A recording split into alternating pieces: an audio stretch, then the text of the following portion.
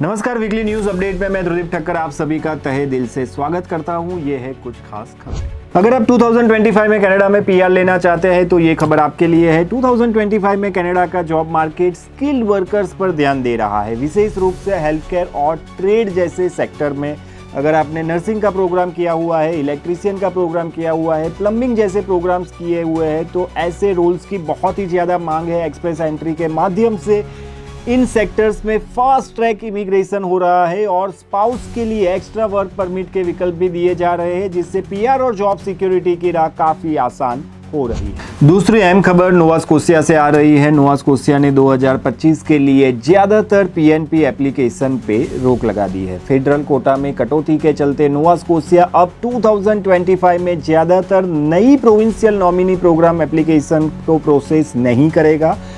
Priority सिर्फ इन provincial health care, construction और social service sector में काम कर रहे लोगों को मिलेगी। इंटरनेशनल एप्लीकेशन जो नॉन प्रायोरिटी सेक्टर में है उन्हें 2026 तक का इंतजार करना पड़ सकता है। कनाडा ने फॉरेन ट्रेन नर्स के लिए फ्री सपोर्ट प्रोग्राम लॉन्च किया है। कनाडा ने पास यानी कि pre arrival and post arrival support and service program नामक एक नया सपोर्ट प्रोग्राम शुरू किया है जो उन इंटरनेशनल एजुकेटेड नर्स के लिए है जिनके पास पीआर की स्वीकृति है। ये program mentorship, language training, exam preparation और सेटलमेंट असिस्टेंट जैसी सेवाएं प्री और पोस्ट अराइवल दोनों में प्रदान करता है। ऑनलाइन आवेदन centre for internationally educated nurse के माध्यम से किए जा सकते हैं। ये बात कर लेते हैं सीपीपी पेमेंट की। कैनेडियन पेंशन प्लान के अंतर्गत जुलाई 2025 का पेमेंट 29 जुलाई को रिलीज किया जाएगा, जिसमें 2.7% की बढ़ोतरी की गई है। कनाडा इमिग्रेशन को लेकर बहुत बड़ी खबर सामने आ रही है। कनाडा इमिग्रेशन संकट से गुजर रहा है, अर्थव्यवस्था को भी उसे संभालना है और इसी के बीच में एक राजनीतिक संतुलन भी बनाना बहुत ज़रूरी है। जहां पर कनाडा एक तरफ रिकॉर्ड स्तर की इमिग्रेशन को मैनेज कर रहा है, दूसरी ओर हाउसिंग और जॉब को लेकर तनाव भी बढ़ रहा है। विशेषज्ञों का कहना है कि अगर इमिग्रेशन में तेज कटौती की जाती है तो इसका सीधा असर इकोनॉमी पे पड़ेगा और इस चुनौती से निपटने के लिए सरकार को स्किल्ड वर्कर और रीजनल लेबर नीड पर केंद्रित टारगेटेड स्ट्रेटजी अपनाने की ज़रूरत है। मतलब आने वाले वक्त में टारगेटेड स्ट्रेटजी को लेकर इमिग्रेशन में कुछ नए बदलाव आ सकते हैं। इमिग्रेशन को लेकर एक और बड़ी खबर सामने आ रही है, जहां पे कहा जा रहा है कि ओंटारियो खुद अपना वर्क परमिट इश्यू करेगा और बाकी प्रोविंस भी ज़्यादा अधिकार मांग रहे हैं।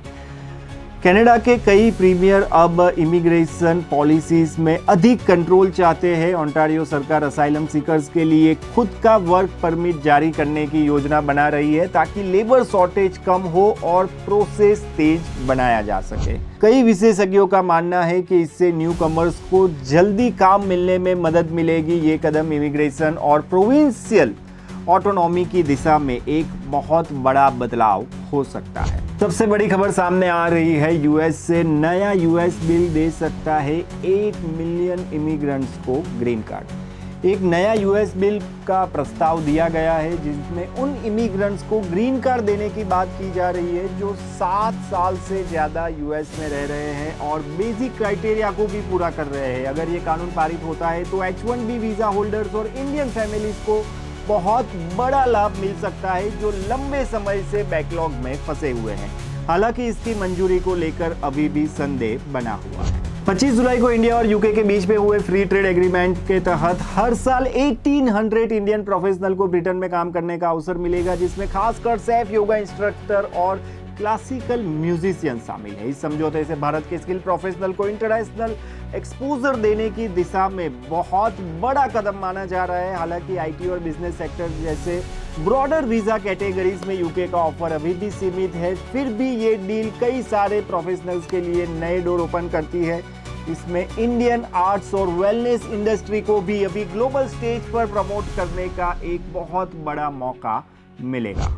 इंडिया यूके ट्रेड एग्रीमेंट में इंडियन प्रोफेशनल्स के लिए भी शॉर्ट टर्म वीजा एसेस को सुनिश्चित किया गया है। इसमें बिजनेस विजिटर और कंपनी ट्रांसफर को भी शामिल किया गया। अगली खबर यूएसए से है। 14 यूएस लॉ मेकर्स ने सेक्रेटरी ऑफ स्टेट को पत्र लिखकर इंडियन स्टूडेंट के वीजा डिले को जल्द से जल्द ठीक करने की मांग की है। उन्होंने कहा है कि एकेडमिक ईयर शुरू होने वाला है और हजारों इंडियन स्टूडेंट्स टाइमली वीजा न मिलने की वजह से पढ़ाई मिस कर सकते हैं। लॉ मेकर्स ने इंडियन स्टूडेंट्स के यूएस में रिसर्च, एजुकेशन, इकोनॉमी में योगदान को हाईलाइट करते हुए ये चेतावनी दी है कि अगर ये समस्या बनी रही तो इसका long term impact US university और बाइलेटरल रिलेशन पर भी हो सकता है। साउथ एशिया और अफ्रीका से आने वाले इंटरनेशनल स्टूडेंट्स के लिए यूएसए का स्टूडेंट वीजा पाना आज एक बहुत बड़ी चुनौती बन गया है।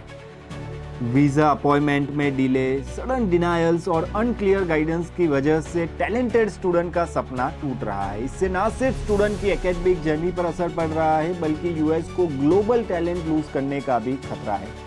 एक्सपर्ट ने चेतावनी दी है कि अगर ऐसी ही ब्यूरोक्रेसी और अनप्रेडिक्टेबिलिटी जारी रही तो bright minds Canada, UK, Australia जैसे देशों का रुख कर सकते हैं, जिससे यूएस की ग्लोबल एकेडमिक लीडरशिप को नुकसान हो सकता है। आज के लिए बस इतना ही। ऐसी ही खास खबरों के लिए देखते रहिए कानन वीजा इनसाइट्स।